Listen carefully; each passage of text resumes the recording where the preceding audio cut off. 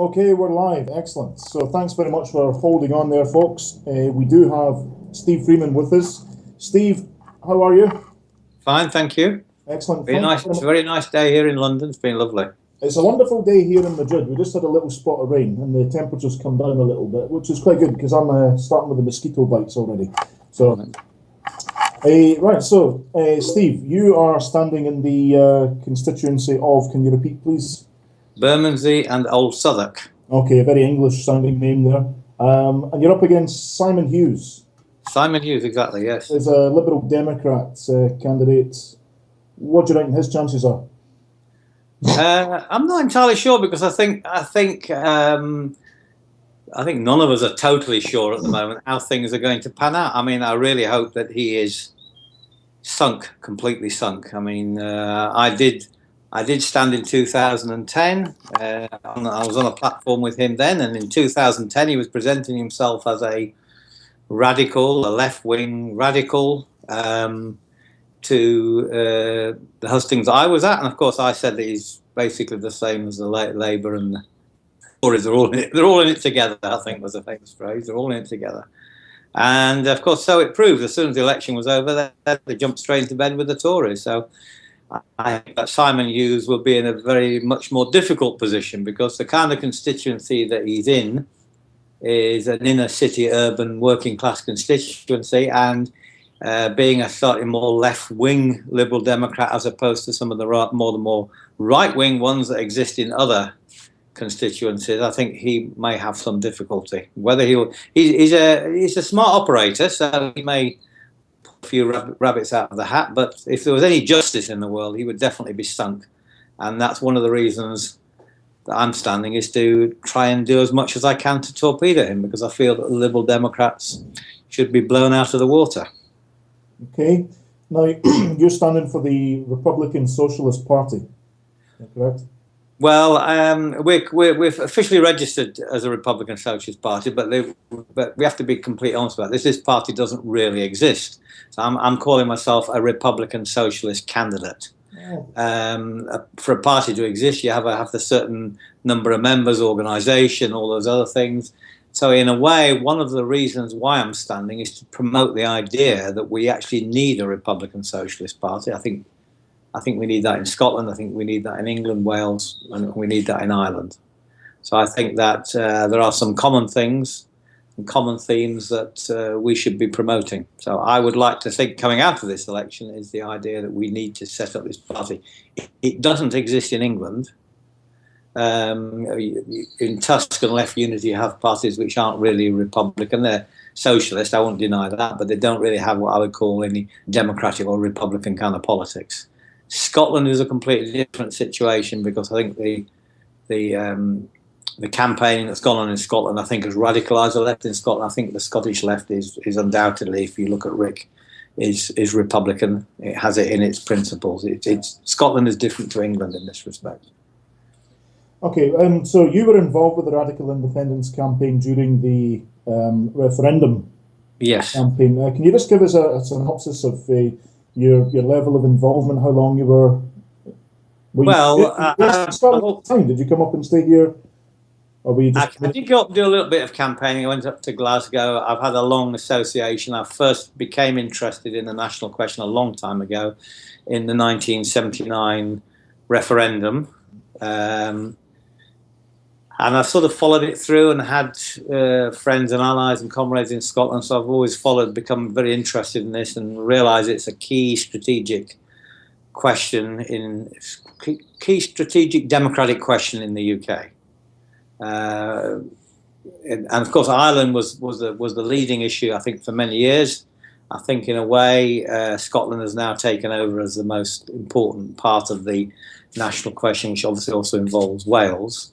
And my take on it was it's also an English question. The problem is that the left in England doesn't really understand it, and hasn't worked out the implications of what it means for England in all of this. So we see it as if it was something happening in other countries almost, although we deny it's another country. So it's a kind of contradictory thing. So I was very strongly of the opinion that the left in England needs to change its whole focus and understanding of what's going on and I therefore wanted to involve myself as much as I possibly could in the recent referendum. So I went to Scotland, but we also organised a rally in London called the London Says Yes Rally. We wanted to try to get out the message that whatever the press said about people in England were all against Scotland, it wasn't true. There were lots of people in England who were very sympathetic, and I think we're even seeing it now that Nicola Sturgeon, for example, has got a lot of support in England. You know, people looking for an alternative, and they're thinking there's something fresh happening,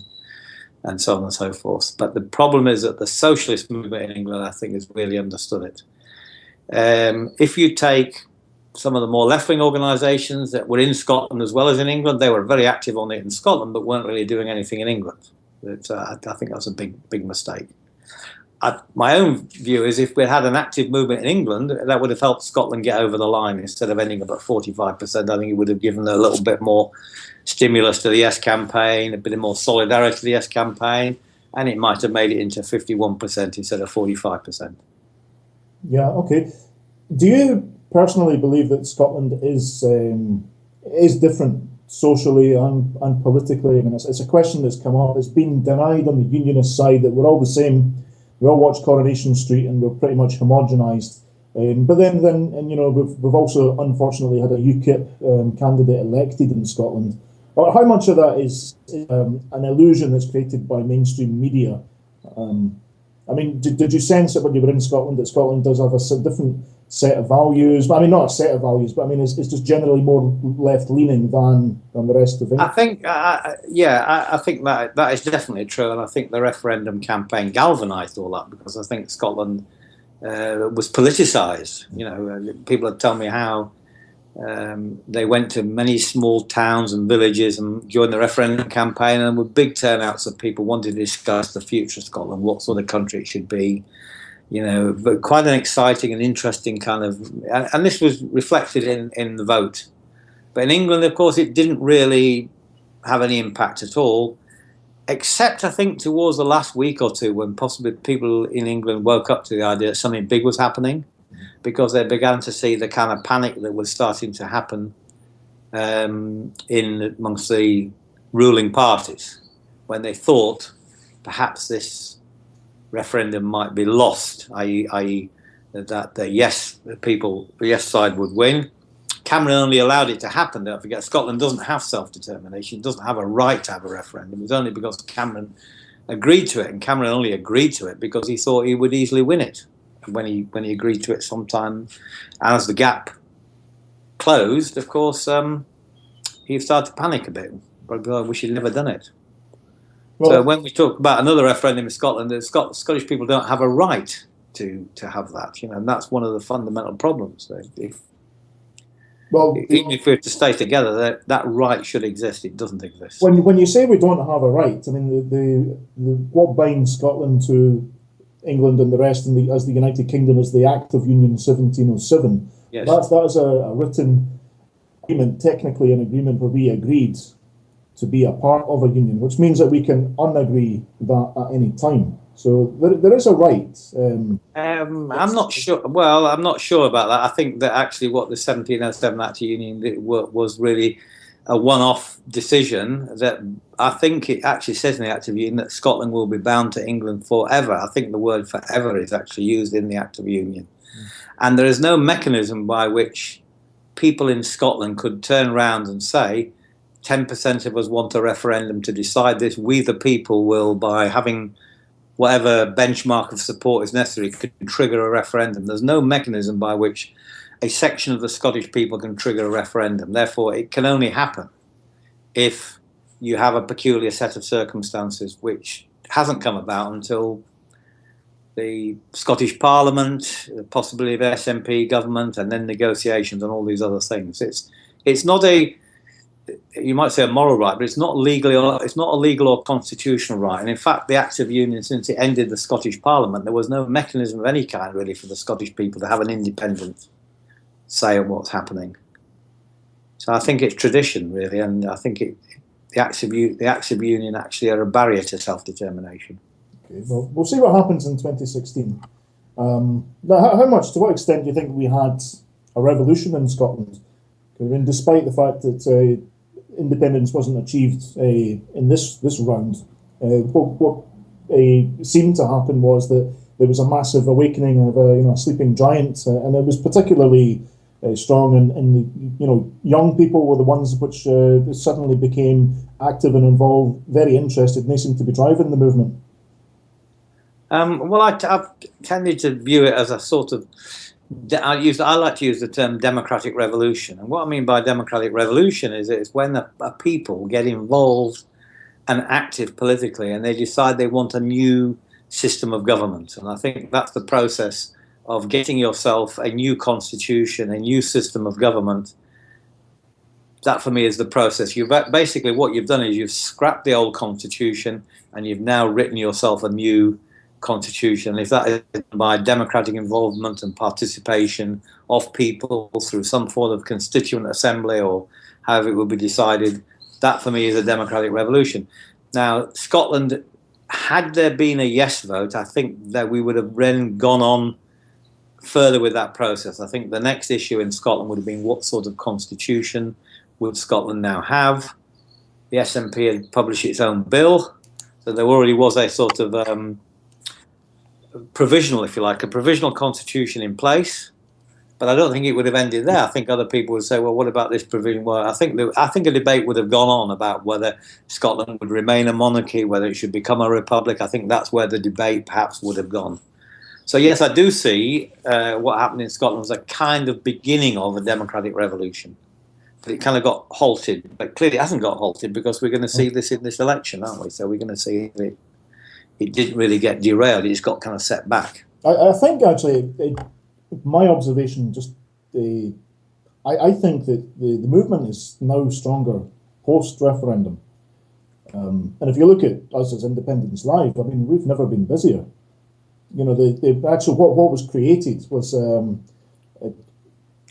people got themselves into campaigning, into doing things, and as soon as it was finished, they realised that they'd formed groups, they'd formed bonds, they'd learned new skills, and they didn't want to stop because there's an awful lot more to do. There's an awful lot of work. And that's one way of looking at it. But there's also another group of people who say, what's the point? Out of the frying pan into the fire, you can't change it. I mean, I think the argument there is that what we are presented with as democracy isn't really democratic. What do you think about that? Yeah, I don't think we have I don't think the UK is a democracy. I think it's a kind of it's a political game. I don't think we're really a monarchy because we have a queen, but we're not a monarchy. I think we have a parliament, but we're not a democracy. I kind of think we're an oligarchy. There's a few people actually run everything behind the scenes, and they operate through the crown, and the crown then obviously has to check with parliament. So that's the basic fundamentals of our constitution: the crown in parliament. But Parliament is almost like a rubber stamp and doesn't really have any effective power over this situation. And I think that the big thing I think about the Scottish referendum was it became an anti-Westminster kind of movement. Yeah. So as well as some people going independence, we're nationalists, we want independence, there were other people who weren't thinking so much about that. They were thinking that we don't like this system of government, we're not happy with the way we're being governed, and Westminster is the problem. And I think if you have 45% of Scotland saying we are fed up with Westminster, I think that is a huge event to take place in the life of any nation, and I think its implications, the shockwaves of that, I think are still working themselves out. And as you say, it wasn't derailed, was it, by this? It's actually people have, maybe there are, I would imagine that some people out there probably now wish they'd voted yes. I think that's the case. They were probably frightened by all the propaganda that came on their heads and decided to play safe. And then probably afterwards, they probably turned around and thought, well, why did we do that? I don't know. I mean, that's actually very true. Within Scotland, there's a sizable amount of people who feel regretful that they voted that way. And the main reason for it was that although there was a big thing called the national conversation, there was a massive agenda going right down the middle of it, which was the mainstream media, which goes immediately to people's living rooms and permeates their consciousness and was telling them that no one was interested. It was also presented to them very much as men in grey suits talking, and and it was all this not just political arguments, but about the economy and percentages and language that people don't really understand. And what really happened was, of course, the grassroots movement, where people spoke to people. That's where it really happened. That's where that revolution really revolution of mind did happen. The fact is, we still have a population of about 5.5 million, and several, at least a couple of million of them sat at home, talked to their next door neighbour, went to the shops, and didn't really get into it until very much at the last. And of course, they were given all these ideas, and of course, and if they were speaking to a campaigner, the campaigner was always on the back foot, being defensive about the whole thing. What about this? What about that? So I don't think the actual whole campaign had matured. That's my personal take on it. I think perhaps there could have been a lot more groundwork done, but the mainstream media, you were up against it. They would set the agenda. They would tell people what they were to be worried about, and then for the next 2 weeks, we were undoing all of that, and then of course you had to repeat the same cycle. Yes, absolutely. Yeah, but just for if you're in Scotland, the feel straight after the referendum, of course, there was a crash, but there was a massive revival within about the week, where people really felt that they were justified in being proud of themselves and what they'd done, and they'd set the groundwork for, what we're going to do now, which most of us believe will be another referendum will be called by the Parliament in 2016, the Scottish Parliament in 2016, and we'll have it. And it doesn't really matter too much to us whether or not we've got a Edinburgh Agreement in the same way, because I think in terms of the Vienna Convention and Treaty of States 1969, I think it is, we can declare a unilateral declaration of independence if we want, which must be recognised by all the other signatories on the Vienna Convention, which is basically all the Western countries, or we can have a referendum and declare it that way. Yeah. Sorry, anyway, so we need to get rid of the Queen. Just to add one little point to that, I think the massive increase in the membership of the SNP and Rick after was a kind of sign of how people were really feeling after that. It wasn't the feeling. It was a kind of defeat, and yet it was a feeling we haven't really lost. If you can imagine, it's a defeat in which you haven't really lost. I think that's how they had a Pyrrhic victory. That was a Pyrrhic victory. I think, however, that whether it'll just be a repeat referendum situation or it'll now become a bit more difficult the next time round, I don't know, because, we'll have to wait and see how it pans out. I think that, I did think that the EU referendum might be also a sort of turning point, because it's quite clear that, or seems to me to be the case, that the majority of people in Scotland want to remain in the European Union, whereas down south it's a little bit more, well, let's say, I'm not sure really. I think there are quite a lot of pro-Europeans in England as well, of course. I think they're very susceptible to the messages that can be sent through the media, though. And that's, yes, well, absolutely. That's true. I think it's a complicated one, and I'm not 100% for the European Union myself. I just see it as a lesser of bad situations. And it does bring with it some positives. Freedom of movement and trade is one of them. Yes, I agree. Okay, but in terms of the abolition of the monarchy, we're now in a different situation now, because the dominant party in Scotland is the Scottish National Party, and unfortunately, the position of the party at the moment is to maintain the monarchy. Yes. However, the party's membership has increased by approximately 80%. And no one can ever really figure this one out, but the consensus really is across Scotland, and now because of the influx of people into the Scottish National Party, is really that the monarchy is an outdated system which needs to go. People don't necessarily have strong feelings about it, but the support for monarchy in Scotland really isn't what people might think it is. I think it's about 15% of people who are royalist or loyalist, but the rest of them don't really care. I don't know anybody who watched any of these weddings. Yes, also you did have the Queen did sort of slightly show where she stood on the referendum as well, a bit towards the end. As Cameron told us afterwards, she was jumping for joy when she saw there was a no victory. So I think again that the whole thing about monarchy is it survives by being not political and not seen to be having any political position at all. But obviously that's only for public consumption. I mean, what the monarch's thinking and what they're thinking is something completely different. And they were being pushed so hard, I think, towards the end of the referendum campaign that it was necessary for the Queen to come out. I think it was at Crathy Church where she came out and spoke to people, having gathered the waiting cameraman to hear what she said. Said something very moderate, but it was a clear signal of where she wanted people to do. So I don't know whether that will change opinion in Scotland, but I think the monarchy is completely tied up with the national question anyway. So I think if you start to do something about the national question, and begin to resolve that, you can't, inevitably you'll bring in the question of the monarchy. It becomes more into play, even though a lot of people think it's irrelevant. I think it will get tangled up. Okay, we're just going to go to some questions, but just Sure. I think, as far as I understand it, one of the big issues with independence and the monarchy is, and again, it comes back to the Act of Union 1707. If we go an independent, we've really got to have a fully sovereign, independent Scottish Parliament first, and then we can abolish the monarchy. But the problem is that not only we don't just abolish. We get rid of the royal family, but we've still got our own throne, and then we've got to make another decision, right? Do we put our own monarchy on that throne, or do we abolish the throne completely?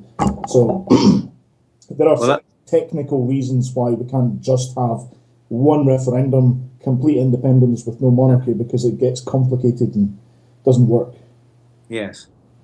No, I think I think that's probably the process that would come about. I mean, Australia nearly became a republic a few years ago, but the Republican side divided itself over what kind of republic to have. You know, they were trying to discuss that about whether the simple issue whether they should be a republic or not. Okay. So I think it can be very complicated. But the thing is, in Scotland, you don't yet have what I would call a Republican Party. I don't see that there is a Republican, and I think that any country that wants to become a republic will produce a Republican Party, because that's what a Republican Party is, a party that set the aim of establishing a republic. And you don't have that in Scotland, and we certainly don't have it in England. Yeah. It may be that one will now appear on the scene. I think that Rick, the Radical Independence Campaign, is a Republican, but it's not a party. It's more like a sort of movement, if you like, rather than a party. But there's still this gap. There is no Republican Party. So I've got a question here. Jerry's asking, I think James Connolly suggested that all socialists are Republicans by definition. So while socialist Republican makes sense, Republican socialist has it the wrong way round. It seems you think many socialists in England are not Republicans. Is that right?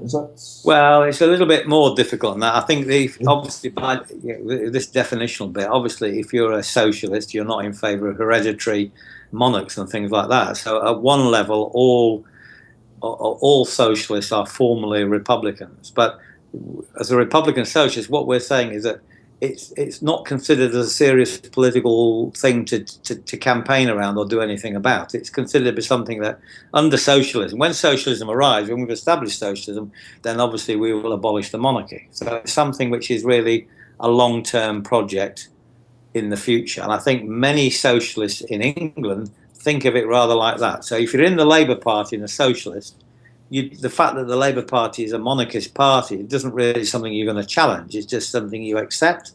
You want to win elections, you want to bring in social reform, but you really don't want to change the constitution or have a democracy or have a republic.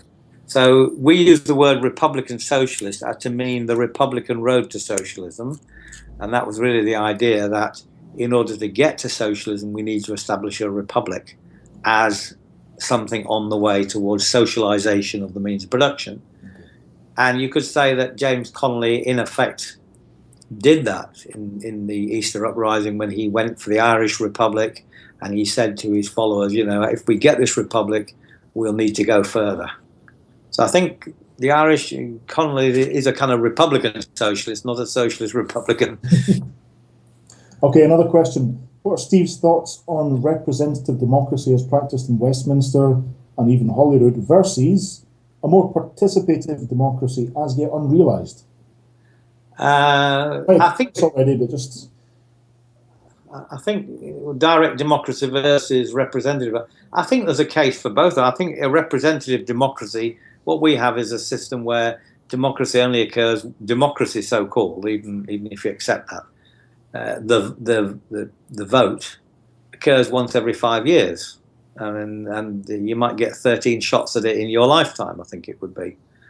There's nothing underneath that, really. There's nothing below that. But I personally think you have to have forms of participative democracy, local councils, local assemblies where people can come and debate and discuss and decide things, and therefore have a big impact on any representatives that are sent to Parliament. So I would like to see some sort of combination of having, a national Parliament of representatives of the people, but that those representatives of the people would be under continuous monitoring by local assemblies of people in areas, in workplaces, and so on and so forth. So I would like to see democracy in the workplace, democracy in local communities.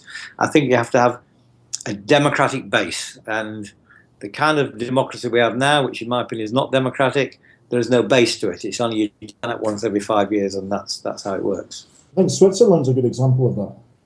Yeah, I don't know. You tell me more about Switzerland, how that works in Switzerland.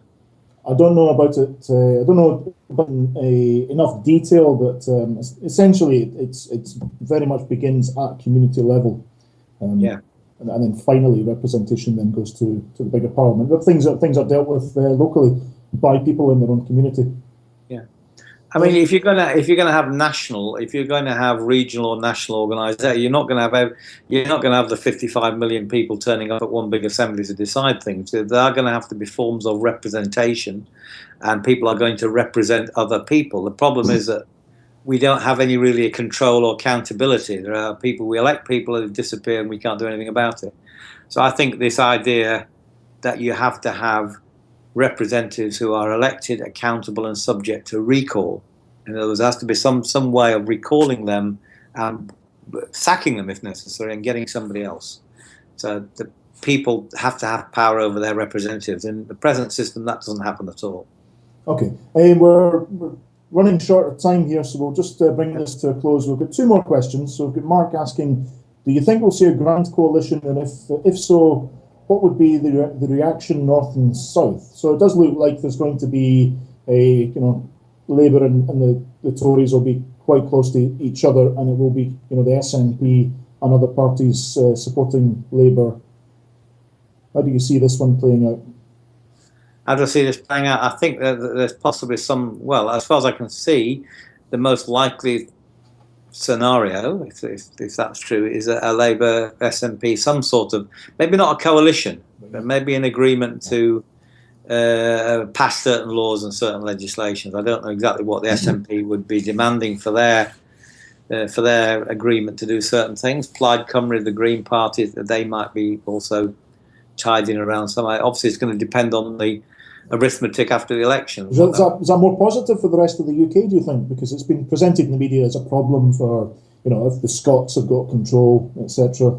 Well, coincidentally, and this is quite an interesting thing. When I said I was standing in Bermondsey as an anti-unionist candidate, because I was saying it's very, very important that we actually have English anti-unionism. It's an important thing. People say, well, people in Bermondsey are not going to be interested in that. What's it got to do with them? This is about Scotland, etc., etc.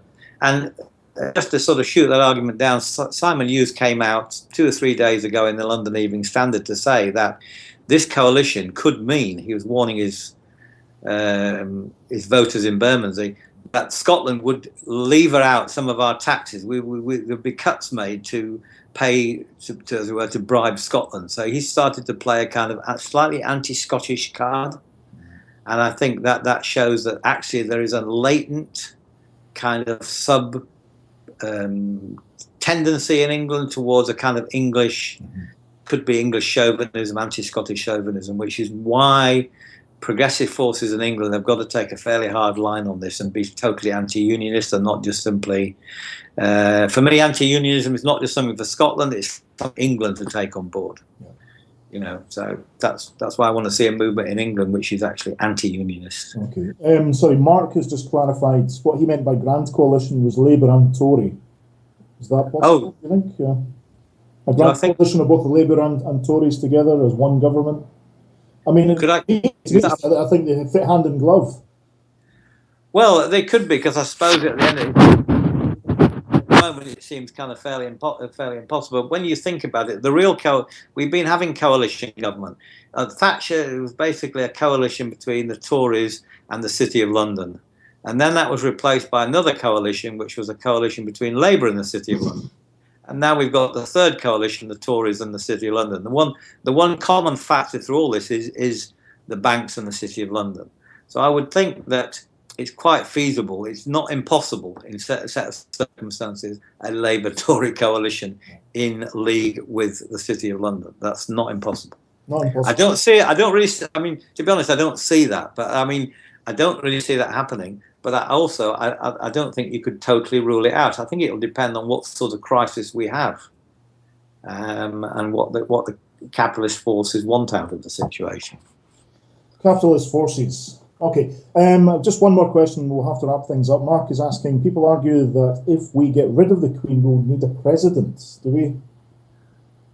I don't think you necessarily need a president. I think you might simply have, if you had an assembly, you might have somebody like the Speaker being, a working chairman, a chairman of the Republic, if you like. The Speaker of a Parliament would have that role. I don't think, as far as people to do ceremonies is concerned, we could all do that job. We could have like a jury system. If we're going to go and open factories and go around, everybody could take a turn at doing that kind of job as a sort of job for citizens.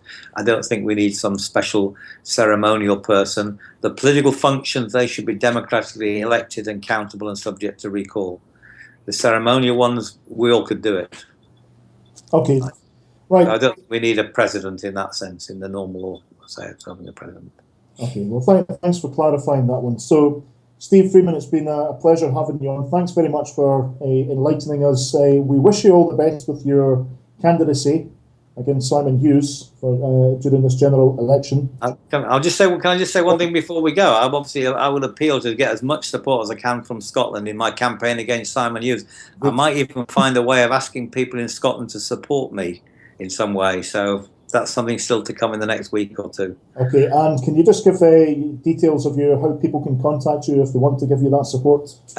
Sure, I've got an email address. You can email me at steve@republicansocialists.org.uk. I am on Twitter as well. So, do you know what your Twitter handle is? I will now find it out for you. I think we'll just do that. It's @RepSocialist.